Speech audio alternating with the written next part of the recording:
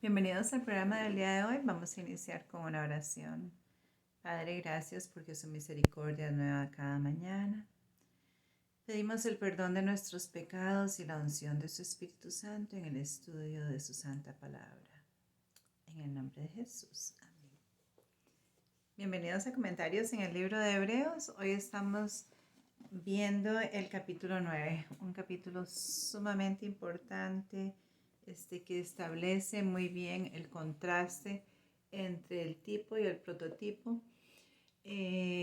Maravilloso, en realidad la palabra de Dios es algo que debíamos de tomar mucho tiempo para escudriñar y redaguir, y porque nos instruye en justicia, como ella misma dice, para que el hombre de Dios sea justo y apto para toda buena obra. Bueno, vamos a empezar leyendo y vamos a ir haciendo algunos comentarios al respecto. El versículo 1 del capítulo 9 dice: Ahora bien, aún el primer pacto tenía ordenanzas de culto y un santuario terrenal, pues el tabernáculo estaba dispuesto así. En la primera parte, llamada el lugar santo, estaba el candelero de la mesa y los panes de la proposición. Tras el segundo velo estaba la parte del tabernáculo llamada el lugar santísimo. Allí había un incensario de oro y el arca del pacto cubierta de oro por todas partes, en las que había una urna de oro que contenía el maná, la vara de Aarón que se reverdeció y las tablas del pacto. Sobre la urna estaban los querubines de gloria que cubrían el propiciatorio. De estas cosas no se puede ahora hablar en detalle. Bueno, él está diciendo que no se puede hablar ahora en detalle porque nos tomaría todo el capítulo, pero está muy bien definido en, en el Antiguo Testamento, en el libro de Levíticos y en esos primeros libros del Torá, ¿verdad? Del libro de Moisés se habla muy bien, muy claro, con mucho detalle acerca del santuario. Sabemos que el santuario celestial fue mostrado a Moisés y se le dijo que hiciera un patrón del mismo santuario para que se hiciera una réplica aquí en la tierra. Todas las partes del santuario, el edificio en sí, la infraestructura, los muebles, aún el sacerdote, aún el cordero, todo lo que tenía que ver con el santuario, como habíamos dicho ya anteriormente en el capítulo 8, tiene que ver con una parte del ministerio del Señor Jesús. Por ejemplo, ahí está hablando de el candelero, que fue hecho en puro oro y fue labrado con un mazo, simbolizando el cuerpo de Cristo que fue completamente lacerado por nosotros. Entonces sabemos que había varios compartimentos en el santuario desde que se entraba al atrio, y después estaba el lugar del sacrificio, la fuente para lavado, y después ya se entraba al lugar santo, donde estaban los muebles del lugar santo, era la mesa, donde estaban los 12 panes simbolizando las 12 tribus de Israel, pero también simbolizando a Jesús, que es el pan de vida, el candelero y el altar de incienso. Después venía un velo que dividía las dos partes, el lugar santo y el lugar santísimo. Y el lugar santísimo no era un lugar donde se entraba todos los días, solamente una vez al año en el día de Yom Kippur, el sumo sacerdote entraba para la expiación del pecado de todos, de todo el pueblo en ese día. Así que el tema es muy, muy interesante y sigo pensando que un día vamos a hacer una serie en el santuario. Dice: así dispuestas estas cosas, en la primera parte del tabernáculo entran los sacerdotes continuamente para cumplir los oficios del culto. Pero en la segunda parte solo entra el sumo sacerdote una vez al año, llevando la sangre que ofrece por sí mismo y por los pecados de la ignorancia del pueblo. Entonces, sí, diariamente los sacerdotes oficiaban entre el atrio y el lugar santo, pero solamente una vez al año el sumo sacerdote entraba al lugar santísimo y también dice que ofrecía expiación por su pecado, así como el pecado del pueblo. El Espíritu Santo da a entender con esto que aún no se había abierto el camino al lugar santísimo, entre tanto que la primera parte del tabernáculo estuviera en pie, lo cual es símbolo para el tiempo presente, según el cual se presentan ofrendas y sacrificios que no puede hacer perfecto en cuanto a la conciencia y a la práctica de ese culto, ya que consiste solo de comidas y bebidas y de diversas purificaciones y ordenanzas acerca de la carne, impuestas hasta el tiempo de reforma de las cosas. Bueno, aquí nos está hablando que los judíos, Dios había establecido ciertas cosas. Por ejemplo, en el día de Yom Kippur, se había establecido un ayuno. Habían ciertas cosas que el Señor había dicho, hagan esto, hagan esto. Pero el pueblo judío empezó a hacer a infringir un montón de ceremonias, como si fueran mandadas por Dios, que se convirtieron en una gran carga para el pueblo, que tanto que a veces ya no podían. Y dice aquí que el camino todavía no había sido hecho al lugar santísimo. Sabemos que cuando el Señor Jesús murió en la cruz del Calvario, Él fue sacrificado a la hora de las 3 de la tarde, que fue el sacrificio Él murió a las 3 de la tarde, que fue el sacrificio de la tarde. En esa misma hora, el cordero que el sacerdote ya estaba por sacrificar se escapó y el velo del templo se rajó desde arriba hasta abajo. Ese velo del templo también simbolizaba el cuerpo de Cristo y quedó al descubierto el lugar santísimo. Entonces dice, pero estando ya presente Cristo, sumo sacerdote de los bienes venideros, por el más amplio y más perfecto tabernáculo, no hecho de manos, es decir, no de esta creación, y no por sangre de machos cabríos ni de becerros, sino de su propia sangre, entró una vez y para siempre en el lugar santísimo, habiendo obtenido la redención. Esto es muy, muy importante porque ¿para qué había necesidad de un santuario celestial? Bueno, porque el santuario terrenal era un símbolo, era un prototipo de lo que iba a venir.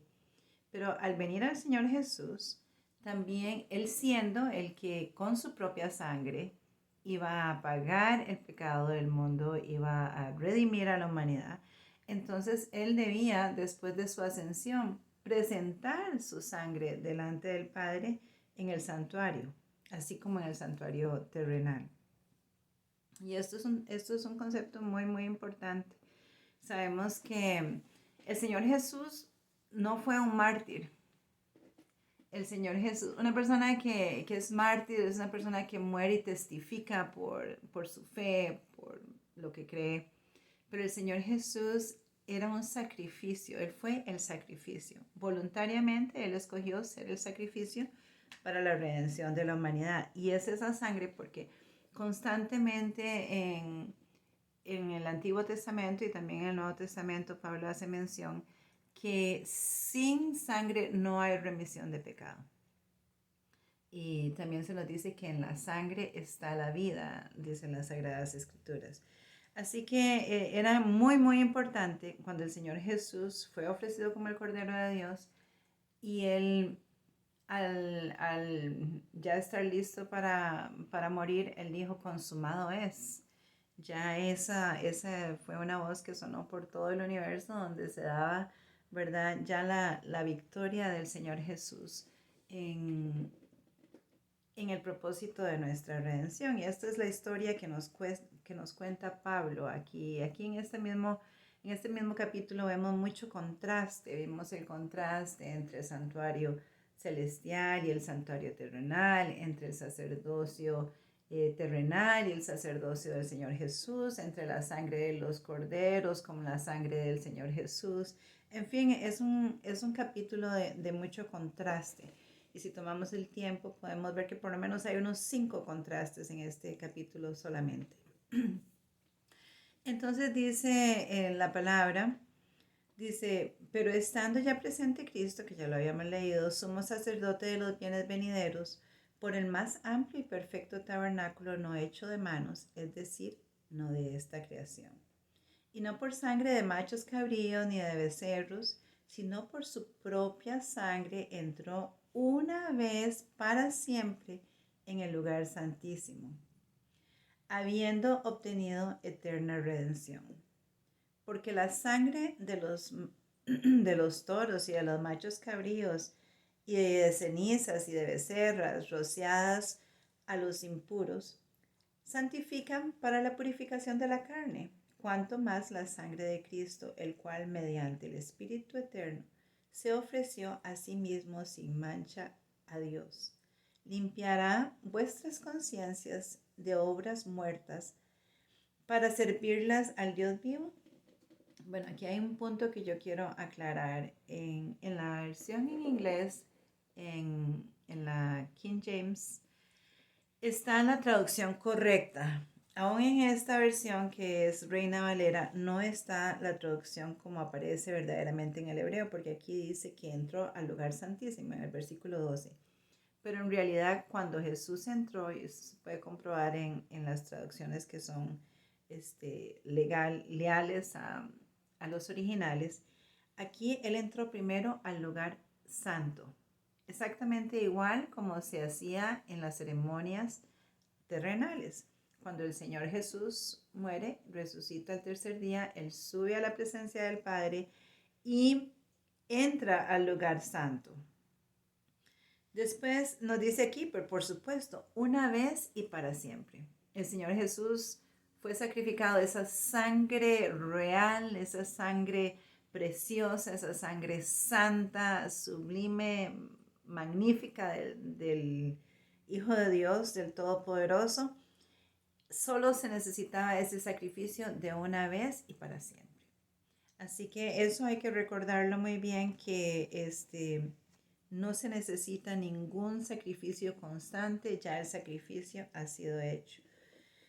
Y fue suficiente, el Padre lo aceptó. Por eso Cristo es mediador de un nuevo pacto, para que, interviniendo, muerte por la remisión de los pecados cometidos bajo el primer pacto, los llamados reciban la promesa de la herencia eterna, pues donde hay testamento es necesario que conste la muerte del testador. Por supuesto, el Señor Jesús debía de morir. Era indispensable que su sangre fuera derramada, esa sangre que fue derramada de su cabeza, de su costado, de sus manos, de sus pies, era el bálsamo de sanidad para la humanidad y abriendo un nuevo camino. No que Dios cambiara de opinión, porque se habla del Cordero de Dios que fue inmolado desde antes de la fundación del mundo, sino es que en este momento se lleva a cabo lo que verdaderamente había de venir, que era el Señor Jesús, siendo Él el sacerdote, siendo Él también el Cordero de Dios que quita el pecado del mundo. Dice, por esto Cristo es mediador de un nuevo pacto para que, interviniendo en muerte para la remisión de los pecados cometidos bajo el primer pacto. Por eso la palabra de Dios dice que si confesamos nuestros pecados, Él es fiel y justo para perdonar nuestros pecados y limpiarnos de toda maldad.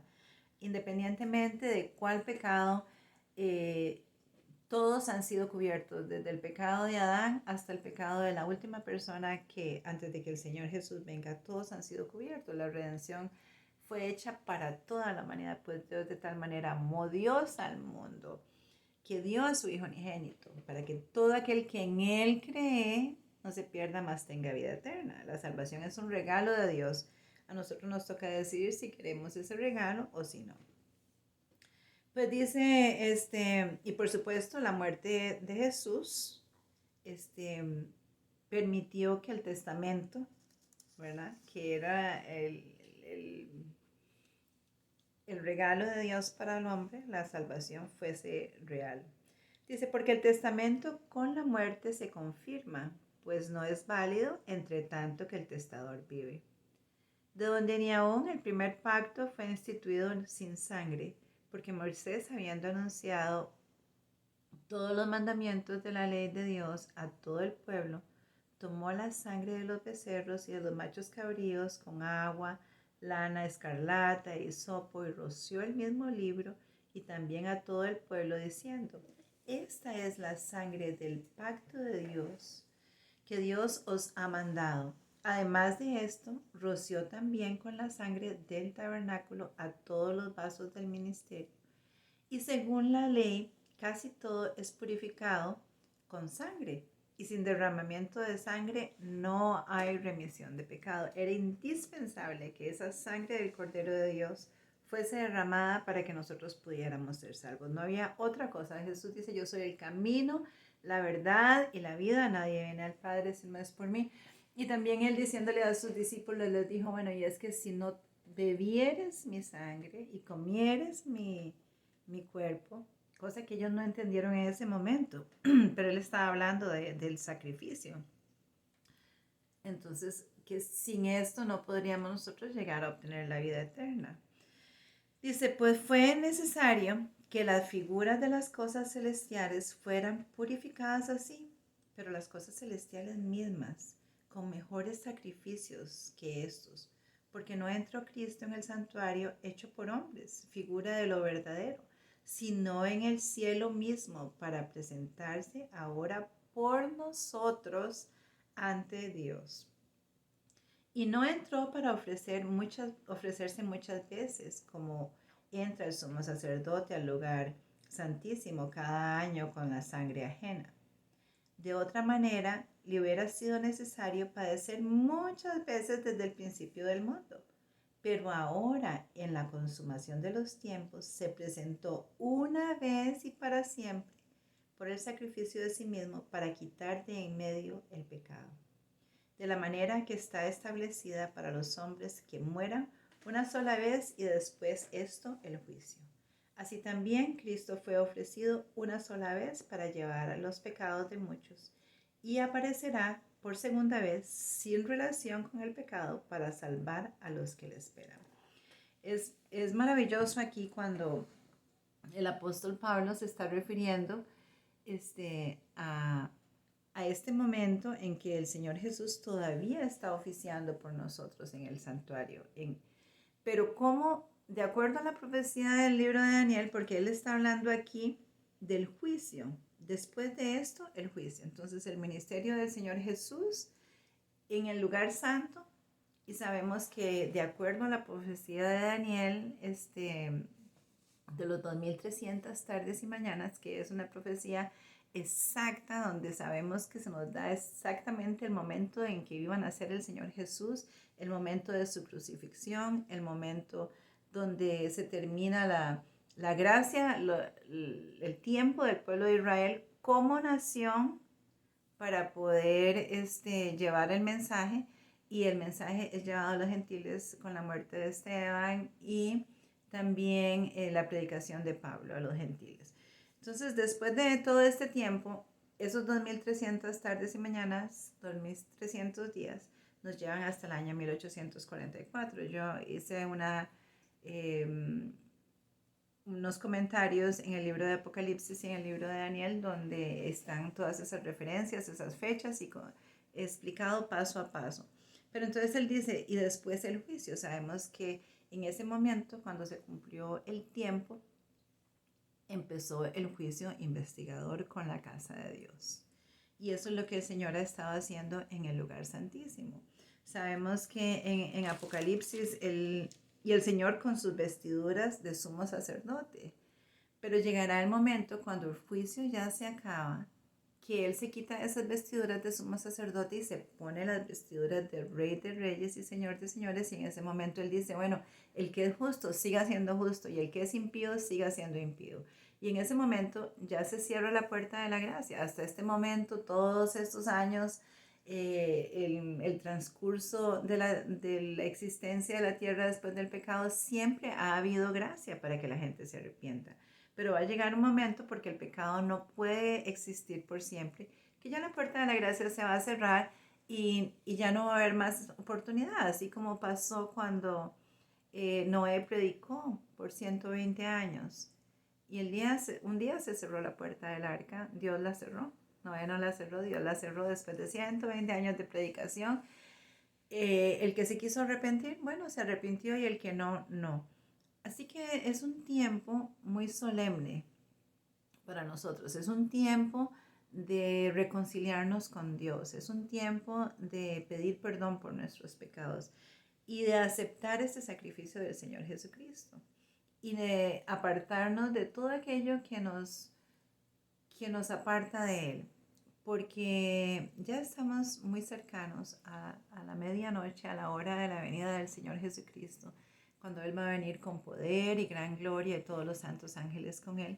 Y quiera Dios, es mi oración, que todos nosotros estemos preparados para recibirlo y que podamos decir, este es nuestro Dios, le hemos esperado y Él nos salvará. Que Dios te bendiga.